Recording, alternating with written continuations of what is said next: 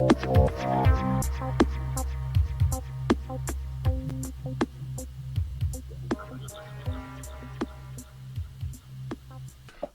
this is Dr. Bishai, and I'm going to give you an introduction to our lecture on the role of government in health systems. In this lecture, we're going to cover reasons for governments to intervene in health systems. And in so doing, we'll cover the concept of Pareto optimality, we'll cover the first and second welfare theorem, and especially go over the limitations about these welfare theorems and when they should and should not be applied. We'll move on in the second section to cover public goods and define them and understand the problems they create. And in the last section, we're going to solve public goods problems. We're going to introduce Coe's theorem and understand its limitations and come away with some sense of how these public good problems are fundamental to creating a healthy community. So today's question is, when should a government get involved in health systems?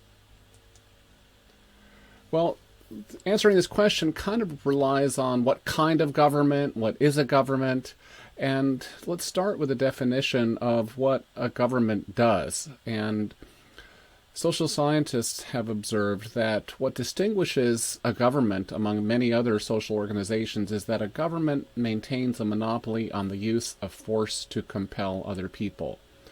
There are many other violent, compelling agents in an economy, but the government wants to monopolize it. It doesn't want anyone else to be compelling behavior. And once a government maintains this monopoly on compelling behavior, it can use it for many different things and can organize it in many different ways. So in this grid, we show that there are many words that we can use to describe a government, but for today, let's just describe the main three ways to organize a government. One can have a dictatorship, a kleptocracy, or a liberal democracy. And the goal of power in a dictatorship is to enrich the sovereign, and nothing else matters. This is the king or the queen of the country says, it's no question about what we're going to do here. All of you are going to make me increase my power and my riches. In a kleptocracy, the sovereign has to keep a set of court nobles and knights and sub-rulers happy, and so he has to get all of the peasants to give everybody in the government money, because the sovereign just needs to have that support. He doesn't have the ability to run his government or her government without a cabal of people who serve and expedite the affairs of state.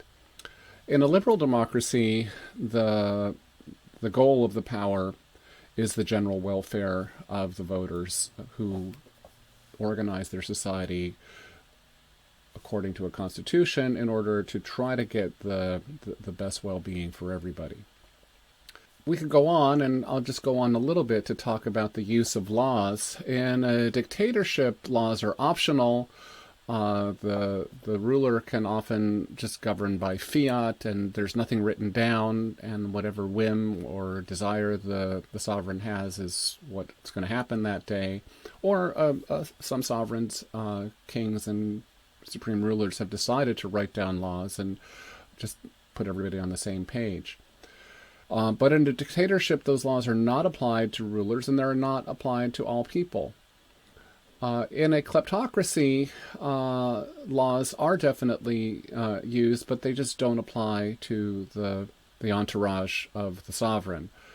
And finally, in a liberal democracy, laws apply to everybody, including the sovereign and the entourage of the sovereign. This is, in a nutshell, one way to think about a government. So just to define where we're going to be thinking, we're not going to cover health economics and a view of the role of economics for dictatorships and kleptocracies. We really want to cover what can we learn about making a liberal democracy function better, and how can economics use to help move that agenda along. So let's assume for this course that we are asking the question of when should a government get involved in the health economy, and we're asking that question on behalf of a functional liberal democracy.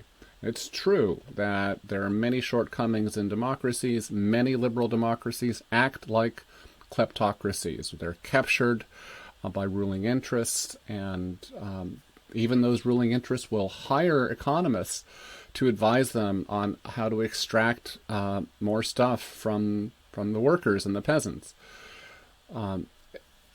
We're not trying to be that kind of economist. We're trying to be the economists trying to help this government do its job to improve the general welfare. So with that framework of what are we talking about, what government and what role of government, we can come up with an idea about when an economist will intervene.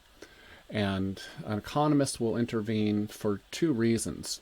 One is they've seen an opportunity to achieve Pareto optimality, and they believe they can make at least one person better off without making anyone worse off.